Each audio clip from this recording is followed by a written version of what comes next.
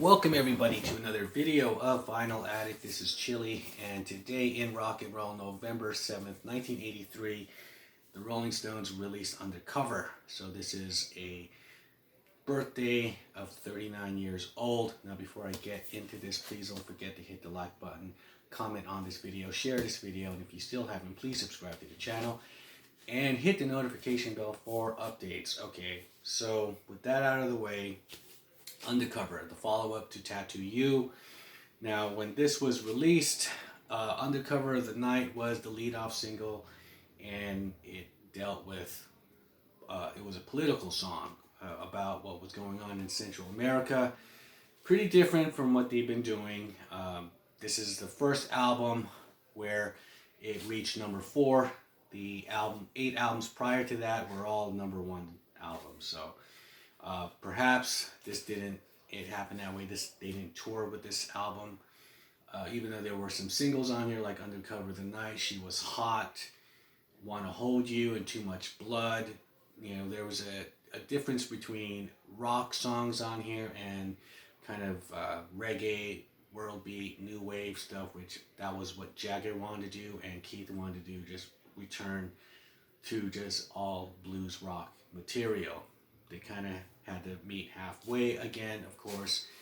And so there are some great rock songs on here, like Too Tough is great, and All the Way Down, and Wanna Hold You, which is a Keith song. Now, these songs would appear in other tours, such as the Steel Wheels tour. They were playing Undercover the Night.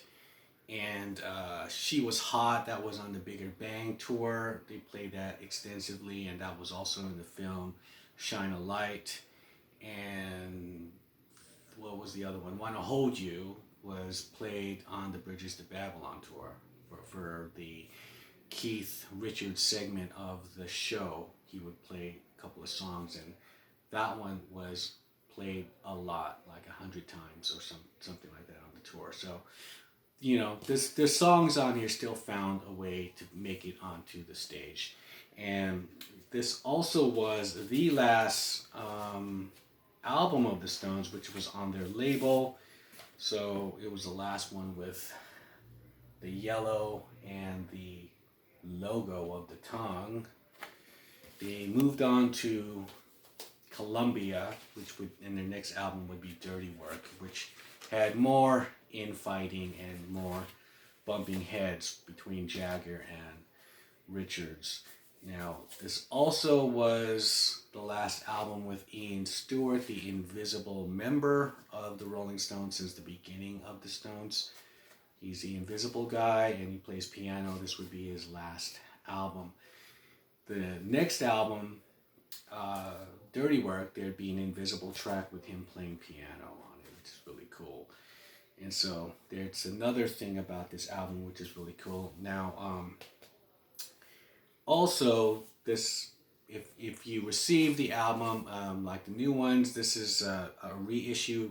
Wouldn't have this, but this is an original first edition, and it has stickers on the cover. And what that signifies is, if you would remove the stickers back in the day, there would be some hidden messages and pictures and stuff like that. So it was a new way of interactive kind of album cover, but these have been remained. The stickers have been kept on, and then if you get the new ones, they were just printed on there, these images. So, but this is an original one, which is really cool.